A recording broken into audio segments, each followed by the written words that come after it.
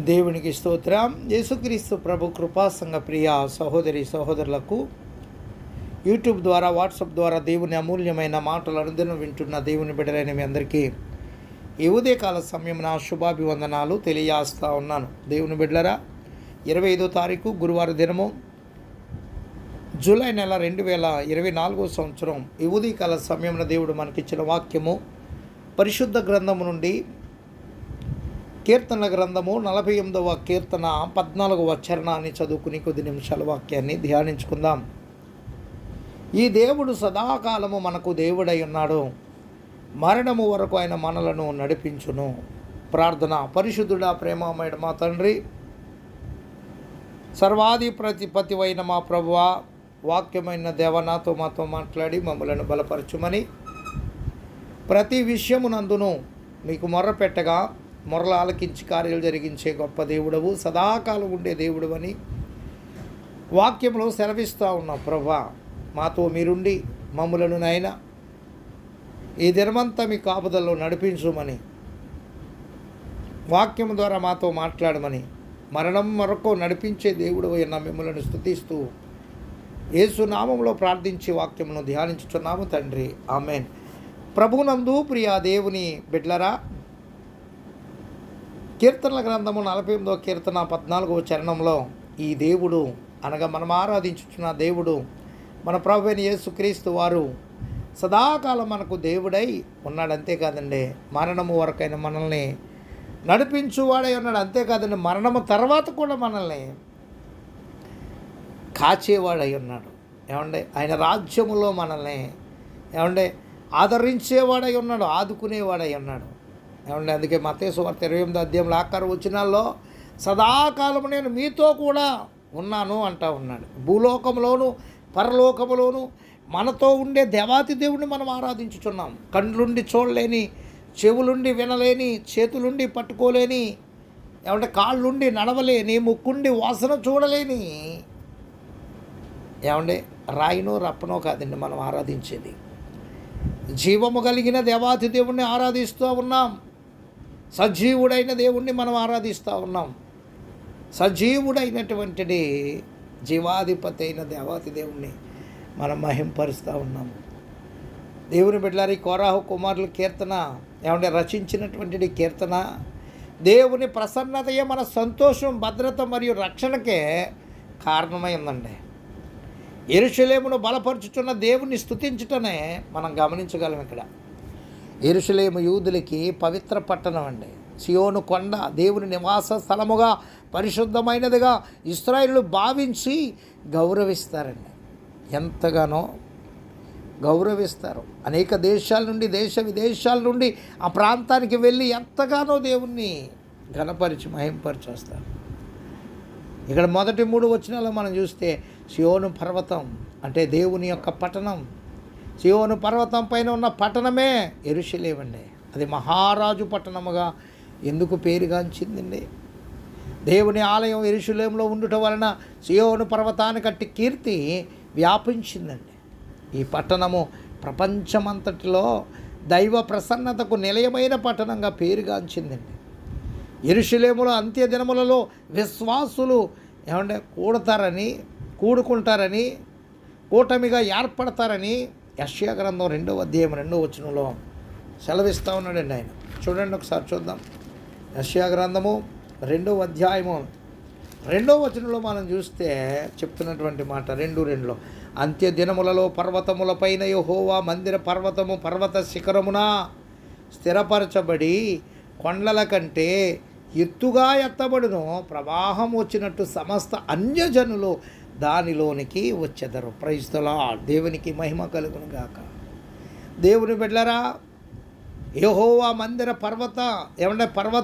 పర్వత శిఖరమున స్థిరపరచబడిన కొండల కంటే ఎత్తుగా ఎత్తబడును అని అంత్య దినాల్లో తెలియపరుస్తుంది. దేవుని బిడ్డలారా, ప్రవాహం వచ్చినట్టు సమస్త అన్యజనులు దానిలోనికి వస్తారని తెలియజేస్తున్నాడు. దేవుని బిడ్డ, నువ్వన్నీ బాగున్నప్పుడే, నీకన్నీ కండరాలు అన్నీ అవయవాలు చక్కగా పనిచేస్తున్నప్పుడే నువ్వు దేవుని సన్నిధికి వచ్చి దేవుని మాటలు వింటూ దేవుడు ఆత్మీయంగా ఎదుగుతూ ఉంటే దేవుడు నీతో నిత్యము ఎప్పుడూ ఉంటాడండి. దేవుని బిడ్డలను గమనించండి. మనం వయసు అయిన తర్వాత దేవునిని పట్టుకోవటం కాదు. మనకు అన్నీ బాగున్నప్పుడే, వయసులో ఉన్నప్పుడే దేవునితో సహవాసం కలిగి ఉండాలి. అందుకనే ప్రసంగి గ్రంథంలో జ్ఞాని అయిన సొలొమోను అంటాడు, నీ బాల్య దినముల యందు నీ సృష్టికర్తను స్మరణకు తెచ్చుకో అంటే నువ్వు ఆయన కలిగుండు అంటాడు.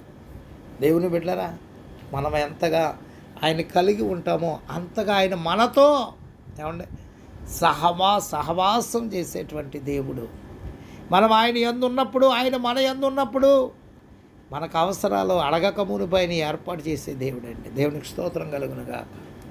దేవుని బిడ్డలారా, ఇక్కడ మనకి ఏమండి పరిశుద్ధ గ్రంథం బోధిస్తూ ఉంది, ఆధ్యాత్మిక నివాసంగా ఈ పట్టణమే దేవుని యందు ఏమండి విశ్వాసముంచిన సకల ప్రజలకు ఆరాధన స్థలం కాగలుగుతుందని యెరూషలేము గురించి తెలియపరిచినప్పుడు దేవుడు వారి అందరి మధ్య నివసించుచున్నానని ప్రకటన గ్రంథం 21వ అధ్యాయము 2-3 వచనాల్లో కూడా ఆయన తెలియచేస్తాడండి. ప్రకటన గ్రంథము 21వ అధ్యాయము 2-3 వచనాల్లో చూద్దామండి, ఒకసారి చూద్దాం.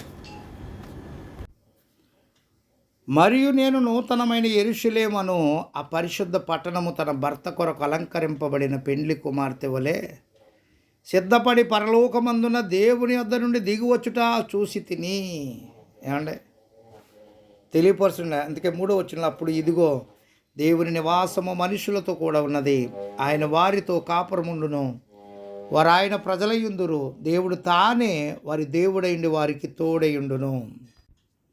దేవుడు తోడై ఉన్నటువంటిది దేవాతి దేవుడని బైబిల్ జ్ఞాపకం చేస్తూ ఉంది. దేవుని నివాస స్థలం కేవలం ఇశ్రాయేలుకు మాత్రమే పరిమితం కాదని, అది సకల విశ్వాసులకు నిలయము కాగలుగుతుందని కీర్తన చాటు చెప్తూ ఉందండి.